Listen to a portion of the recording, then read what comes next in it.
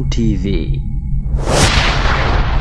Furaha Kiganjani.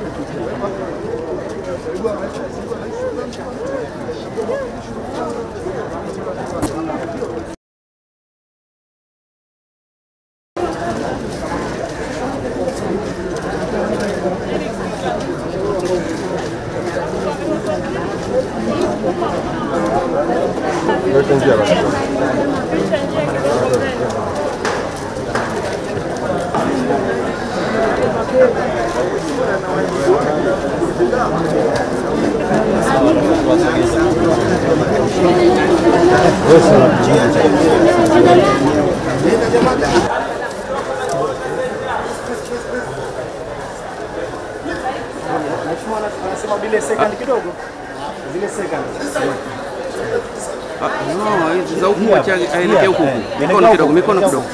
Wana wengi. Hiyo nyeusi ndio kama kwa ajili ya hapa hiyo. Madam mkono. Haya, hii ndio tutatizama wale. Hiyo nyeusi. Nyeusi hapa hiyo. Na bahari kwa ajili yako kati. Na nyeusi kwa ajili ya mwisho. Slowly that one so that you can get a shot. Slowly. Thank you. Majira ya saa 2:25 mgombea wa nafasi ya rais wa Zanzibar kupitia Chama cha Mapinduzi Dr. Hussein Ali Mwinyi aliwasili katika kituo cha Kariakoo shehia ya Migombani akiambatana na mkewe Mama Mariam Mwinyi kushiriki katika zoezi la kupiga kura. Baada ya kukamilisha zoezi hilo, Dr. Mwinyi akaeleza kufarijika kwake na hali ya amani na utulivu iliyotawala katika vituo vya kupiga kura. Kwanza niseme nawashukuru na nawapongeza kwa sababu kwanza kujitoa tu kuja kugombea nalo ni jambo zuri, ni jambo la kikatiba, ni jambo ambalo limewapa uhuru wa kujitokeza na kugombea. Wamefanya hivyo na tumekwenda vizuri. Kwenye nafasi ya urais wa Zanzibar kwa mfano tuko watu 11. Demokrasia ya hali ya juu kabisa. Na wote wamefanya kampeni. Na washukuru sana kwa kufanya kampeni.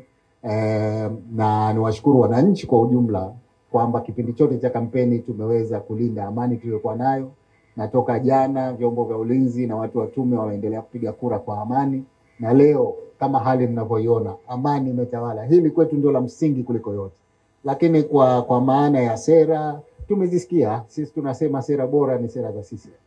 Ni vigumu kusema namba, lakini ni matumaini yetu makubwa kwamba kwa tulioyafanya katika nchi hii, na ni matarajio yetu kwamba wananchi wataendelea kutunga mkono. Na washajihisha wananchi wote wa Zanzibar kwamba wale ambao wameshafika vituoni na kupiga kura, na washukuru sana kwa kutoka na kuja kupiga kura mapema.